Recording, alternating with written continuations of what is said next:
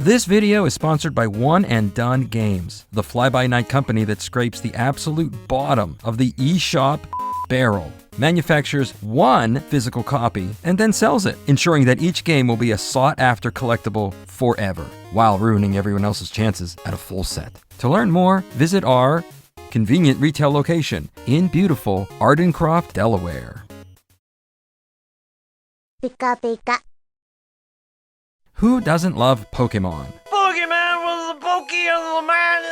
For 30-some years, the game all about collecting little monsters and making them kill each other has been a huge industry, still just as popular today as it was in the beginning.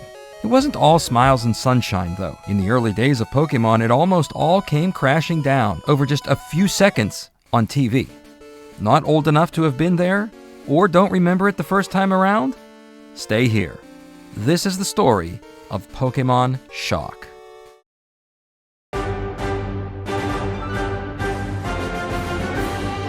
Sorry if you think you've stumbled into a long video about the history of Pokémon, one that you can sidle up to with a big cup of milk tea and watch comfortably as the hours go by. It's not to say that's not worth exploring, but this is only a 9-minute show. However, all stories have a beginning. And this one starts with a man named Satoshi Tajiri. Hardcore gamers in the 80s and 90s knew him well. He got his start as a game journalist with his Game Freak publication. I guess it technically qualifies as a fanzine. It led to several career breakthroughs, like being on the radio show All Night Nippon, where he played Nintendo games live on the air with very pretty girls. Then becoming a regular in the pages of Famitsu magazine and in occasional TV specials that covered the boomtown days of games in Japan. Later, Game Freak became a software studio in its own right. In the days before Pokémon, you'd be forgiven to not know that Satoshi had a hand in some classic games, like Yoshi for the NES, which is still one of my favorites. Satoshi always had the idea of Pokémon on the back burner, first conceiving the idea in 1990, though it would take 6 years for the concept to become a finished game. And what a game it was! The goal of collecting all 151 monsters gave long-term value to the game, and the need to share those with others added a social aspect to role-playing games. Pokémon was also a shot in the arm for the aging Nintendo Game Boy, which really had run its course, but had an all-new generation of kids wanting them just to play this game. From that first game that showed up in Japan on February 27, 1996, a big bang of other media beyond the games followed. Merchandising. Toys, card games, clothes, candy. An endless list. And one of the things that always follows a popular trend is an animated TV series. It's still on the air today, but in a slightly different format. Each episode, especially in the first season, highlights a few of the in-game Pokémon encountered by Ash Ketchum on his never-ending quest to become a Pokémon master. In Japan, he was called Satoshi. I guess that makes sense. Everything was going great until December 16th, 1997, when episode number 38, titled Deno Senshi Porygon, hit the airwaves at its usual time slot of 6:30 p.m. Within minutes of the episode ending, emergency rooms all over Japan were overrun with children suffering seizures. In the moment of the emergency, the source was unknown, but it didn't take long to piece the puzzle together. Based on hospital records, it can all be pinpointed back to 6:51 p.m. The scene airing at this time showed rapid flashes of red and blue light at a frequency of 12 Hz, 106 times in about 4 seconds. Under these conditions, seizures can be triggered in sensitive individuals. Here's the scene slowed down.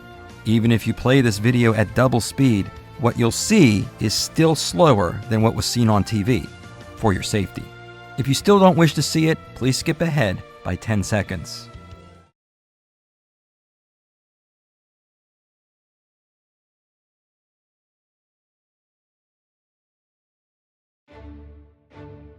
The fallout was immediate. At 10 p.m. that night, NHK News broke the story, and the newspapers the next day went into overdrive.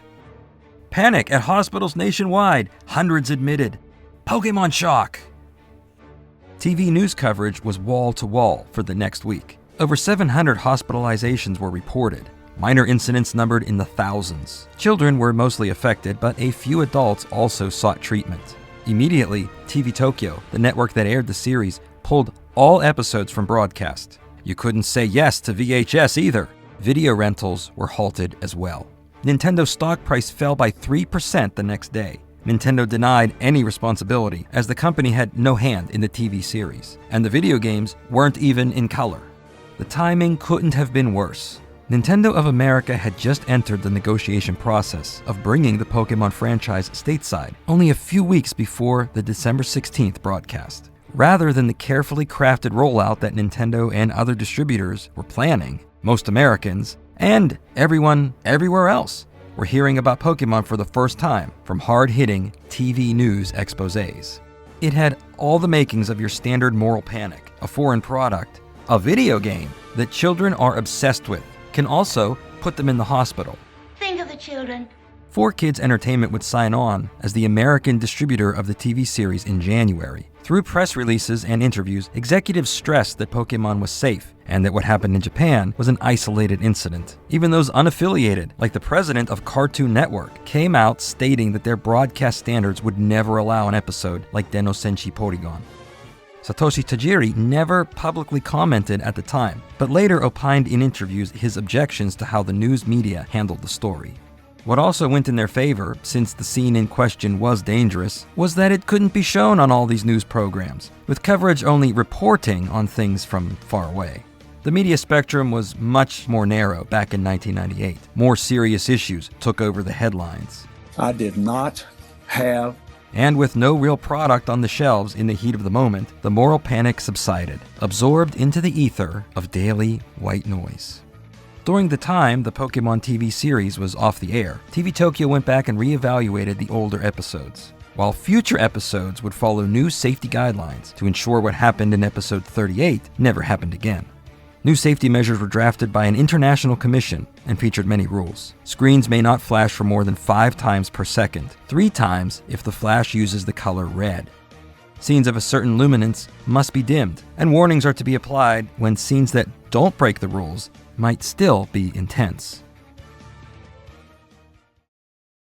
Pokémon returned to the airwaves on April 16, 1998, in a new time slot, Thursday at 7 p.m. It was quite the event, with a marathon of the first 37 episodes. In a row? Airing on Kids TV in Tokyo, leading up to the big show. Ironically, the first new Pokémon episode in 4 months was titled Pikachu's Goodbye. A 1-hour special aired beforehand, covering the entire saga that started on December 16th. The conclusion of this special featured letters from children who expressed their concerns over never seeing Pokémon on TV again, asking the network to bring the show back, followed by a comforting message to kids and parents that the show was safe viewing for all. In the US, Pokémon The Game and TV series debuted in September 1998, in Australia that October, and the rest of the world in 1999.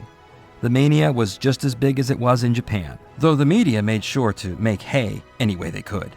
In my opinion, parents should not let their kids watch Pokémon, play Pokémon. I guarantee you these people haven't seen any of the cartoons at all. They have no concept at all. Worldwide, the TV series featured less episodes than in Japan.